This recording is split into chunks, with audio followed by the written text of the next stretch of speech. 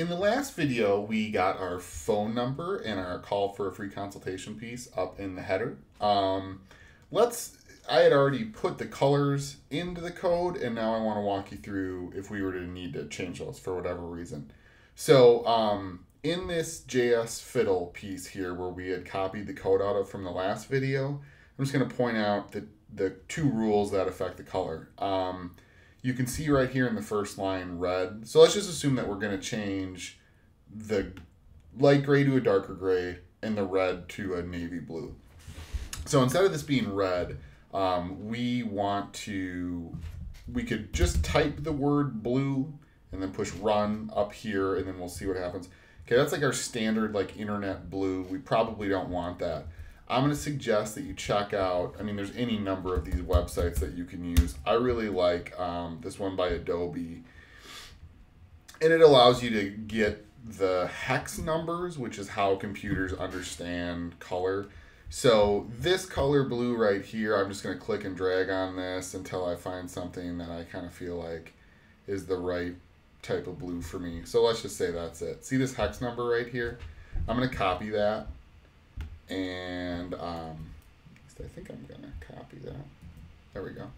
And then I'm going to go back over to my JS Fiddle, and I'm going to put a pound sign in front of it and then paste those numbers and then run it. And then I'm going to get that nice blue that I want there.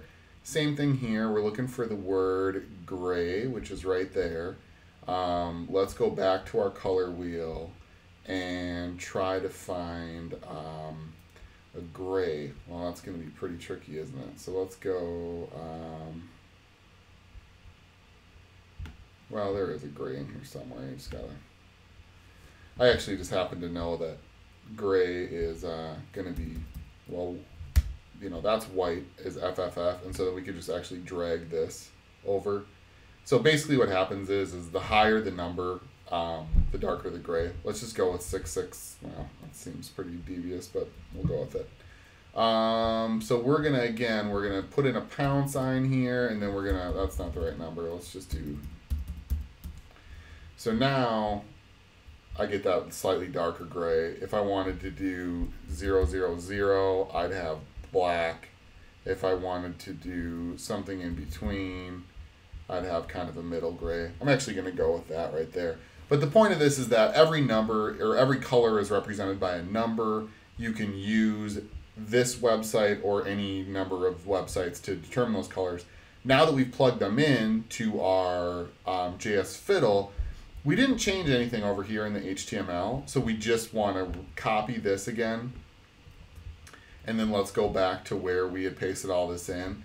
Now, right now, we know that everything that's in there is what we had just put in the last video, so we can paste over all that. You want to be careful that you're not overwriting, anything else. Make sure that you're being diligent about this part. But then we update the file. We'll go back to our live site, which is here, and then we're going to see that new blue color come in and the different gray, which is great. So now we've got a little bit of control over styling. If you do a Google search on some basic CSS, you really have a lot of control over the way that this looks. I'm not going to dig into all that now because, again, we're just trying to take the shortest, most efficient path to recreating a basic law firm website. And we will pick up in the next video on, we're going to resize this logo. All right, thanks.